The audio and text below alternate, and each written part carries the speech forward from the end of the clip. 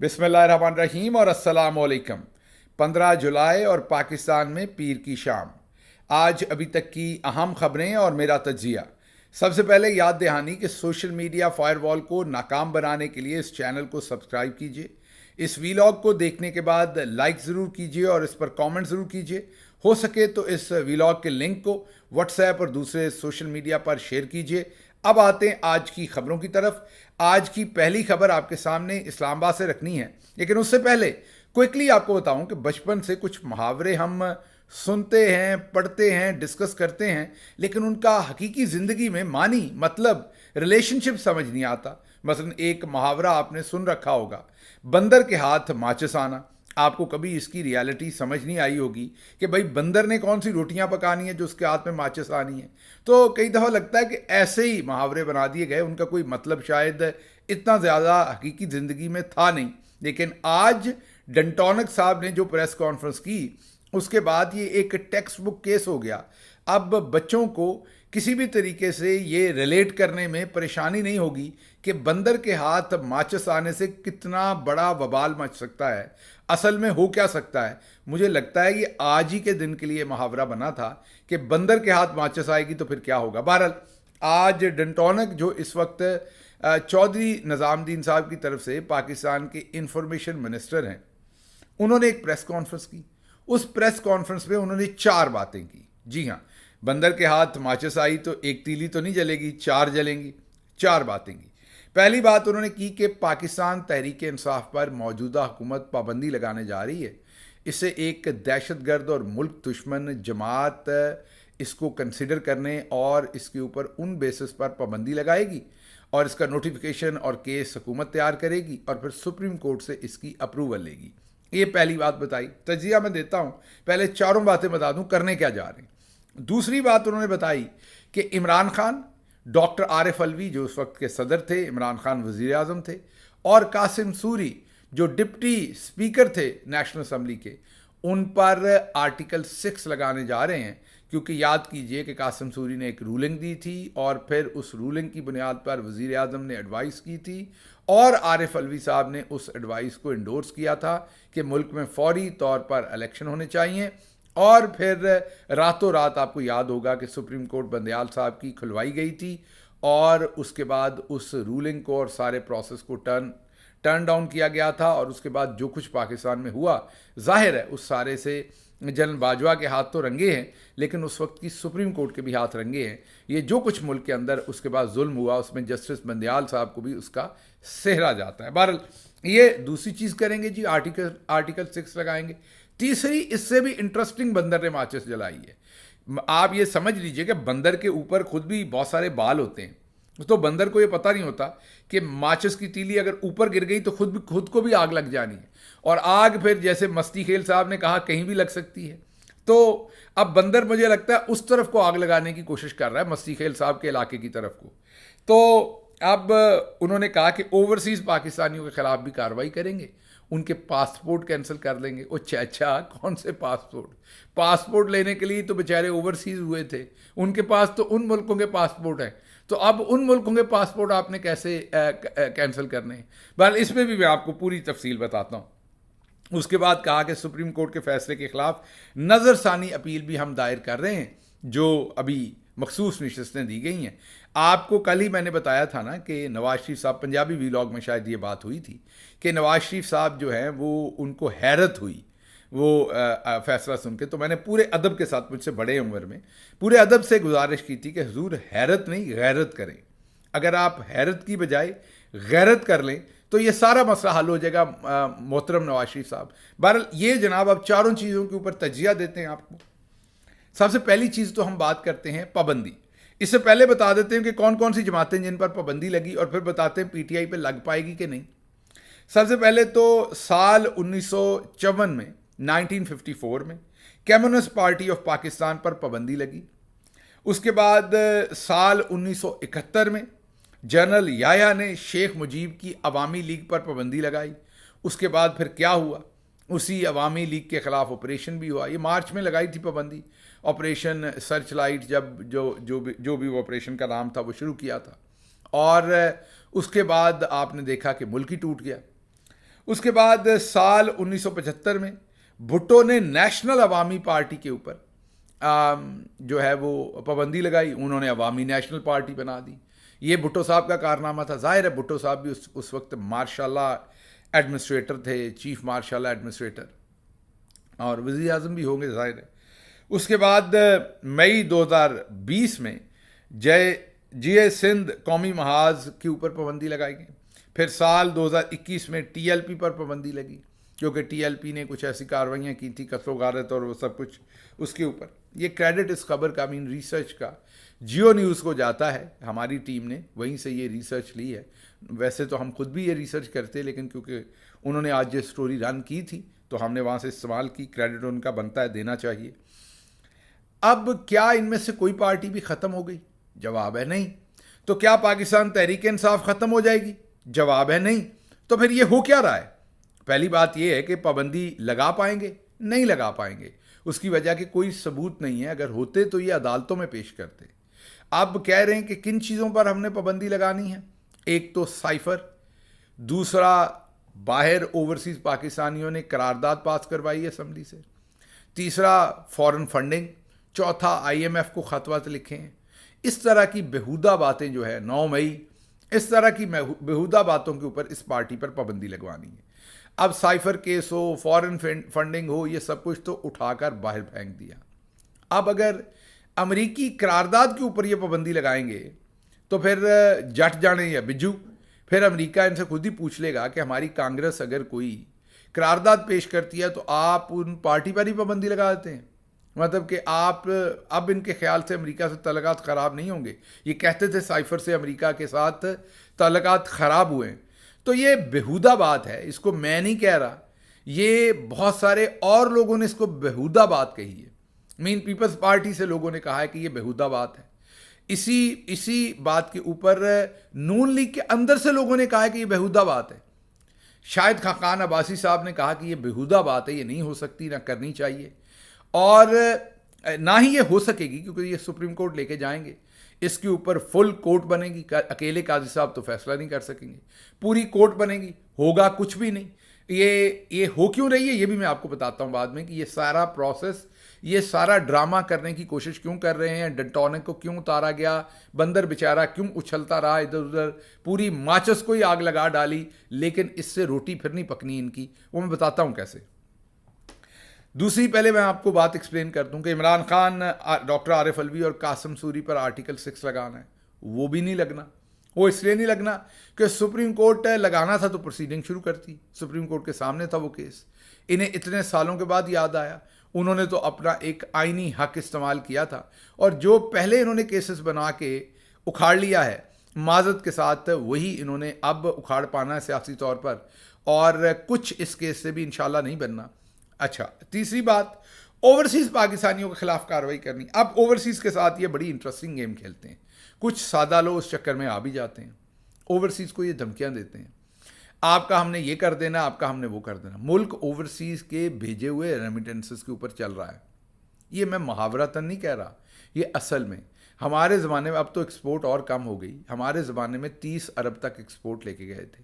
وہ ایکسپورٹ جو ہوتی ہے اس کے اندر بھی امپورٹ کرنی پڑتی. مطلب اگر کپڑا بیچ رہے ہیں تو دھاگا شاگا کئی چیزیں باہر سے منگوا کے پھر کپڑا بناتے ہیں اور پھر بیچتے ہیں.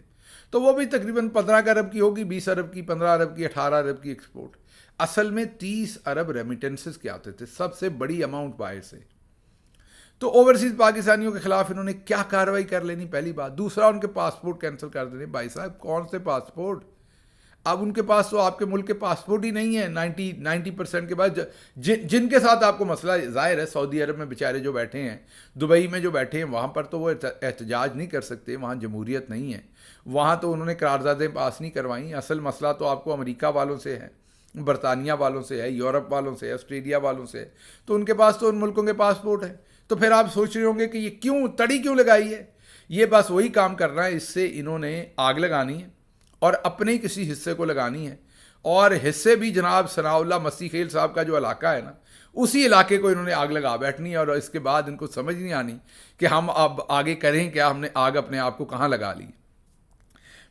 ایسی آگ انہوں نے لگانی کسی کو دسنے جوگے بھی نہیں رہنے, یہ کہ ہم نے آگ کیسے لگائی, کہاں لگائی اور کیوں لگائی. تو اوورسیز پاکستانیوں کو میرا پیغام ہے کہ یہ سوائے تڑیاں لگانے کے, سوائے آپ کو فضول میں ڈرانے کے, اس میں اور کوئی حقیقت نہیں ہے. یہ بیچارے کچھ نہیں کر سکتے. اگر یہ کر سکتے ہوتے تو یہ والی جو حکومت بیٹھی ہوئی ہے آپ سے پچھلے 2 سال سے چھتر کھاتے. جو کچھ آپ نے ان کا حال کر دیا ہے سوشل میڈیا پر, قرارداد پاس کروائی کانگریس میں, آپ نے جو کچھ کیا ہے, آپ مجھے بتائیے کہ اس کے بعد یہ اگر آپ کے لیے کچھ کر سکتے تو یہ کو خیر کرتے. کچھ نہیں یہ کر سکتے. اچھا, پھر کچھ لوگ جو ہے نا اوورسیز پاکستانی معذرت کے ساتھ ڈرامائی تشکیل بھی بہت کرتے ہیں باتوں کی. ہر ظاہر ہے اوورسیز پاکستانی بھی تو پاکستان سے آئے ہیں نا, ان میں بھی کئی دوست ہوتے ہیں جن کو ذرا بات اٹھانے کا شوق ہوتا ہے. وہ پاکستان جاتے ہیں, یا ایم ہی دوستوں کو کہیں کہ پاکستان میں پیچھے سے میرے گھر والوں کو اٹھا لیا ہے, میرا یہ کر دیا ہے. ان کا کوئی بیڈ انٹینشن نہیں ہوتی, وہ ذرا تھوڑا سا گلیمر, تھوڑا سا سمجھ لیں نا, ذرا امپورٹنٹ بن رہے ہوتے ہیں, اس سے بات پھیلتی ہے اوورسیز میں اور لوگ سمجھتے ہیں وہ چک رہے ہیں پاکستان. کچھ ایسا نہیں ہو رہا.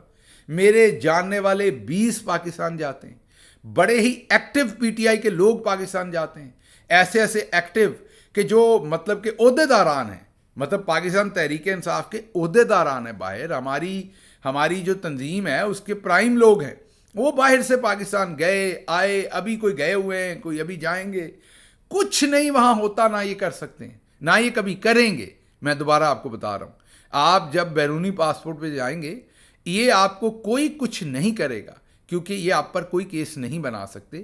یہ تو پہلے ہی باہر سے پیسے مانگتے ہیں, ایسی حرکتیں کریں گے تو باہر ان کے تو دورے نہیں ہوں گے, ان پر خود پابندی لگ جائے گی باہر آنے کی. تو یہ آپ کو ڈراتے ہیں. اور کچھ اندر بھی جو ذرا تھوڑے سے شوقین فنکار ہوتے ہیں اوورسیز کے اندر بھی کچھ ہوتے ہیں چند, وہ بھی پھیلا دیتے ہیں میں پاکستان گیا تو یہ ہوا, میں فلاں جگہ گیا تو یہ ہوا. تو یہ ذرا آپ نے تھوڑا سا ان چیزوں کو پنچ آف سالٹ کے ساتھ لے کے سائڈ پہ کر دینا, کچھ نہیں ہونا ایسا.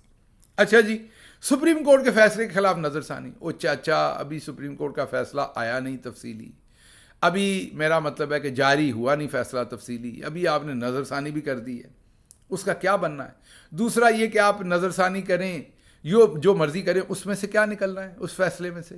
مطلب وہ ججز 11-2 سے وہ فیصلہ آیا ہے, آپ زیادہ سے زیادہ 17 جج بٹھا لیں گے پھر بھی 11 جج, تو اس میں سے کیا نکلنا ہے؟ پہلے تو زیادہ جج بٹھائے نہیں جا سکتے, اسی بینچ نے سننا ہے, لیکن یہ کچھ نہیں ہو سکتا. تو میں صرف آپ کو یہ بتا رہا ہوں کہ یہ بےہودہ باتیں ہیں, لغو باتیں ہیں. یہ صرف اس کے پیچھے سازش کیا ہے میں آپ کو بتاتا ہوں. اب یہ کر کیوں رہے ہیں, یہ ساری باتیں ہوئی کیوں ہیں, یہ میں آپ کو بتا دیتا ہوں.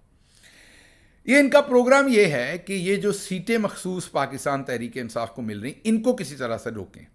وہ جو حیرت کا اظہار کیا نا میاں صاحب نے, غیرت کی بجائے حیرت ہوئی ہے, یہ وجہ ہے. وہ انہوں نے کہا کہ یہ پروسیس شروع کرتے ہیں 15 دن میں, کیونکہ پابندی, انہوں نے یہ جو پابندی لگانے کے 15 دن کے اندر انہوں نے سپریم کورٹ سے اس کی اپروول لینی ہوتی ہے.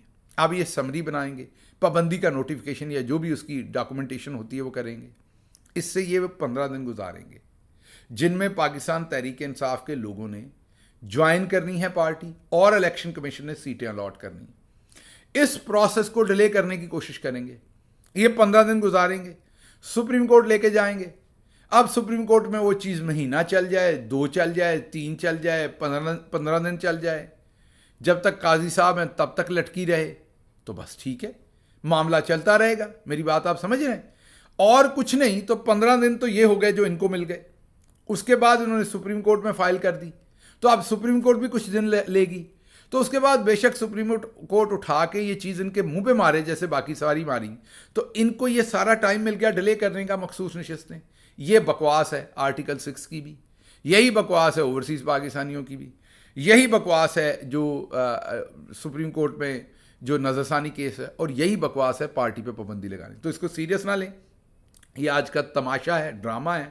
بندر نے تماشا کیا ہے, آپ بندر کا تماشا دیکھیں اور صرف یہ دعا کریں کہ بندر کہیں سے, آج کل خشکی بہت ہے کیونکہ بندر کو بھی خشکی ہوئی ہوگی, بارش کم ہو رہی ہے, تو بندر کہیں ثناء اللہ مستی خیل صاحب کے علاقے کی طرف جو ہے وہ آگ نہ لگا بیٹھے. مجھے صرف یہ پریشانی ہے. اچھا جی, اب اگلی خبر کی طرف چلتے ہیں. اگلی خبر جو ہے وہ ہے عمران خان صاحب کی. آج دہشت گردی کی عدالت میں پیشی ہوئی 9 مئی کی, اور وہاں انٹرسٹنگ کام یہ ہوا کہ وہاں ان کی واٹس ایپ کے اوپر پیشی کروائی گئی. جی ہاں, بہت ترقی کر رہی ہے. آپ کو ایک طرف ٹویٹر پہ پابندی لگانی ہے, واٹس ایپ پر, یوٹیوب پر, دوسری طرف انہی ایپس کو ہر جگہ یوز بھی کرنا ہے. آپ کو پتہ ہے کہ جو قانون ہے وہ یہ کہتا ہے کہ جب ریمانڈ کے اوپر آپ نے بات چیت کرنی ہے, کیونکہ وہ اب ریمانڈ پہ ہیں, ریمانڈ پر آپ نے بات کرنی, کارروائی کرنی ہے, تو اسی لیے عدالت میں پیش کیا جاتا ہے نا ریمانڈ پہ بندے کو. تو بندے کو فزیکلی, کیونکہ فزیکل ریمانڈ دینا ہے نا پولیس کو, فزیکل ریمانڈ دینا ہے نا, جسمانی ریمانڈ جیسے کہتے ہیں, مین اس کی باڈی کی کسٹڈی پولیس کو دینی ہے. تو فزیکل ریمانڈ کے لیے اس کا فزیکل عدالت میں ہوگا, تو فزیکل ریمانڈ دیں گے نا پولیس کو. وہ فزیکلی عدالت کے پاس ہی نہیں ہے تو کیسے عدالت سپرد کرے گی پولیس کے؟ تو اس میں فزیکلی ہونا ضروری ہوتا ہے. چلیں, ویڈیو لنک ایک اور طریقہ ہے. اب ویڈیو لنک بھی نہیں, انہوں نے واٹس ایپ پہ ہی عمران خان صاحب کو جو ہے نا وہ اس کی پیشی کروا دی. عمران خان صاحب نے کہا کہ جج صاحب میں بھی کچھ بات کرنا چاہتا ہوں. انہوں نے کہا جی کیجئے. انہوں نے کہا یہ 9 مئی کی مجھے کہتے ہیں معافی مانگو. اب ہم نے تو کیا نہیں, میں تو جیل میں تھا. یہ جنہوں نے کیا وہ معافی مانگے, میں تو یہ کہتا ہوں, وہ یہ بار بار کہہ چکے ہیں. پھر انہوں نے کہا کہ میرے پر قاتلانہ حملہ ہوا, حکومت میری اپنی تھی پنجاب میں نے جو D G C, I S I کے ڈی جی سی فیصل نصیر ہیں, میجر جنرل فیصل نصیر, ان پر میں نے ایف آئی آر کروانے کی بات کی کہ انہوں نے میرے پر قاتلانہ حملہ کروایا. میری ایف آئی آر نہیں ہوئی, الٹا میرا کیس خراب ہو گیا. پھر بھی 9 مئی کی معافی میں مانگوں. تو ایک تو انہوں نے یہ بات کی. بہرحال ان کے وکلا نے اعتراض کیا کہ ان کو فزیکلی جو ہے یہاں پروڈیوس کیا جائے. یہ فون پر کیا ہوا, عثمان گل بڑی زبردست. اب آپ نے یہ نہیں سمجھنا کہ گل ہے تو اس لیے میں اس کی تعریف کر رہا ہوں. آپ اس کا کنڈکٹ دیکھ لیجئے, بڑی جام فشانی سے اس نے کیسز لڑے ہیں. بلکہ یہاں تک کہ مخالف وکیل اس کو ریسلر بھی کہتے ہیں, کیونکہ جتھے لوڑ پئی جہو جہا بندہ سی اس نال وہ جہا ٹریٹمنٹ جڑا ہے وہ عثمان گل نے کیتا ہے, جہد تے وہ شاباش دا مستحق ہے. بہرحال واٹس ایپ کے تھرو یہ ہوئی ہے کاروائی.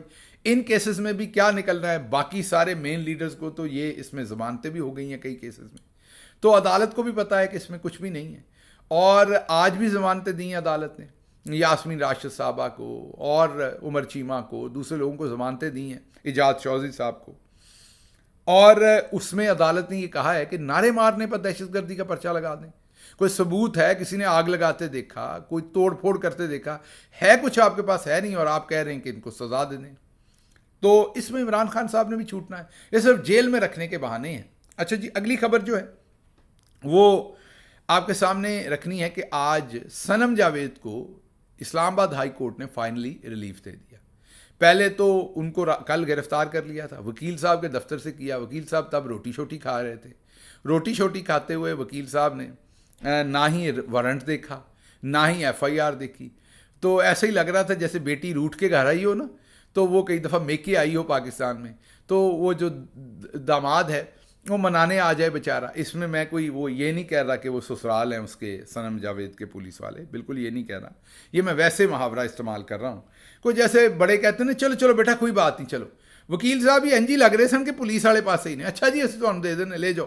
یہ نہیں پوچھ رہے تھے بھائی کس کیس میں ویڈیو بن رہی ہے, کم از کم ان سے آرگو کریں, ان سے آپ وارنٹ مانگیں, ان سے آپ ایف آئی آر مانگیں, تاکہ وہ ویڈیو کل کو آپ عدالت میں پروڈیوس کر سکیں.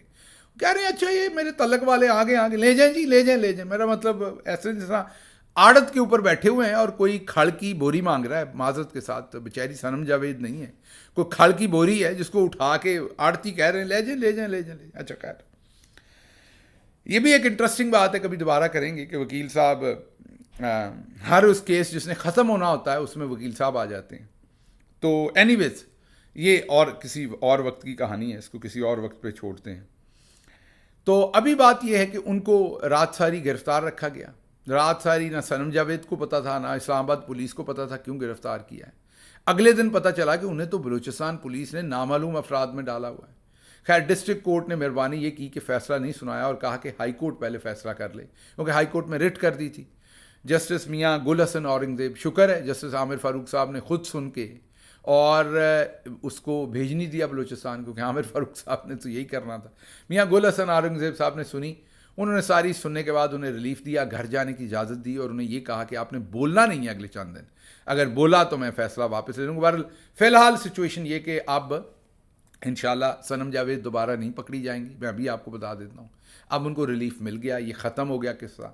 یہ جو بھی پنک پینتھر اور یہ سب کچھ چل رہا تھا پولیس کی طرف سے، یہ سب ختم ہو گیا. اس بیچاری کی جو آڈیل تھی وہ ختم ہو گئی، اس کے اوپر جو ظلم کیا گیا اتنا وہ ختم ہو گیا. اب صنم جاوید رہا ہیں. عدالت نے کیا تو 3-4 دن کے لیے، لیکن میں ابھی سے آپ کو بتا رہا ہوں، حتمی طور پر بتا رہا ہوں کہ اس کے بعد انشاءاللہ صنم جاوید ابھی مستقبل قریب میں انشاءاللہ نہ اریسٹ ہوں گی اور نہ ان کو کسی بلوچستان یا کسی جگہ پہ لے جایا جائے گا. یہ معاملہ اب یہیں ختم ہوگا. ہاں بلوچستان میں شاید جس کیس میں انہوں نے ڈالا اس میں وہ عدالت میں کانٹیسٹ کر سکیں گی، لیکن انشاءاللہ وہ گرفتار نہیں ہوں گی. اور بہت ساری خبریں ہیں، پریزیڈنٹ ٹرمپ سے ریلیٹڈ بھی کچھ خبریں ہیں، انشاءاللہ صبح کے ویلاگ میں آپ کے سامنے رکھیں گے. مجھے دیں اجازت. اللہ آپ کا حامی و ناصر ہو. پاکستان زندہ باد.